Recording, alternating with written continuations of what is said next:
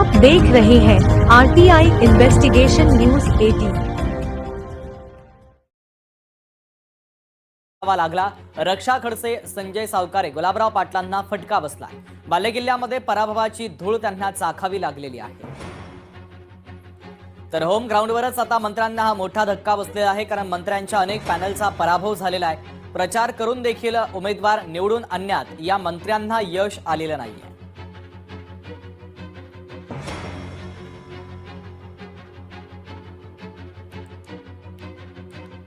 तर जळगाव जिल्ह्यामध्ये मतदारांनी मंत्र्यांना नाकारल्याचं चित्र आता दिसलं। होम ग्राउंडवरच मंत्र्यांना मोठा धक्का बसला। प्रचार करून देखील मंत्र्यांना पराभवाचा सामना करावा लागला। तर रक्षा खडसे संजय सावकारे आणि गुलाबराव पाटलांना फटका बसलाय।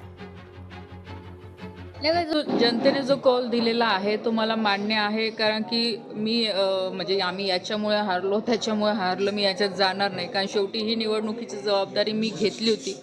आज भारतीय जनता पार्टी म्हणून आम्ही पूर्णपणे प्रयत्न केले, कार्यकर्त्यांनी मेहनत घेतली, पदाधिकाऱ्यांनी मेहनत घेतली या निवडणुकीमध्ये, कारण की शेवटी निवडणूक कार्यकर्त्यांची होती, जे मी आधीपासून मी सांगत आलेली आहे। आणि दुसरी गोष्ट की ही निवडणूक मी इथे आमदार साहेबांच्या विरोधात लढलेली आहे। जो काही प्रकार त्यांच्या माध्यमातून मागच्या काही वर्षात इथे सुरू झालेला आहे, म्हणजे मी अजूनही म्हणते आहे तो, की जे इथे दडपशाही गुंडागिरी जे इथे शहरामध्ये सुरू झालं होतं त्या विचारांच्या विरोधात मी ही निवडणूक लढलेली होती। पण जो काही जनतेने कौल दिलेला आहे तो मला मान्य आहे, त्याबद्दल माझ्या मनात कुठेही शंका नाही। अपेक्षेप्रमाणेच आम्हाला यश मिळालं, पण काही ठिकाणी आम्ही जागा मिळवून सुद्धा नगराध्यक्षपदी विराजमान होऊ शकलो। अशी एक दोन ठिकाणी आमची या ठिकाणी गलफत झाली। आम्हाला अपेक्षा होती की आमचे 7 ते 8 नगराध्यक्ष होतील, पण 6 नगराध्यक्ष आमचे आले। आणि मला तरी असं वाटतं की महाराष्ट्रामध्ये जे जिल्ह्यांकडे आपण नजर मारली तर जळगाव जिल्ह्यामध्ये सगळ्यात जास्त नगराध्यक्ष शिवसेनेचे आलेले आहेत। निश्चितपणाने धरणगावमध्ये एकूण 23 नगरसेवकांपैकी आमचे 15 नगरसेवक आले, पण आमचा नगराध्यक्ष येऊ शकला नाही। आणि दोघीकडे नजर टाकली तर शिवसेनेचे जवळपास 20 नगरसेवक दोघं नगरपालिकांमध्ये निवडून आलेले आहे।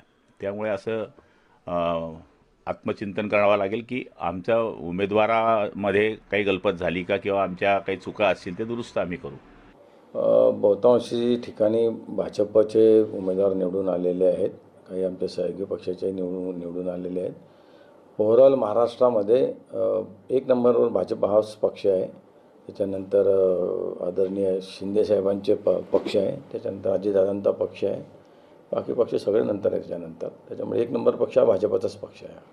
जळगाव जिल्ह्याची काय परिस्थिती आहे? भाजप जळगाव जिल्ह्यामध्येही भाजपच हा 1 नंबर पक्ष म्हणून निवडून आलेला आहे। जेवढे आम्ही नगराध्यक्ष उभे केले त्यातले भुसावळ, वरणगाव आणि यावल सोडलं तर बहुतांशी ठिकाणी आमच्या महायुतीचेच नगराध्यक्ष निवडून आले।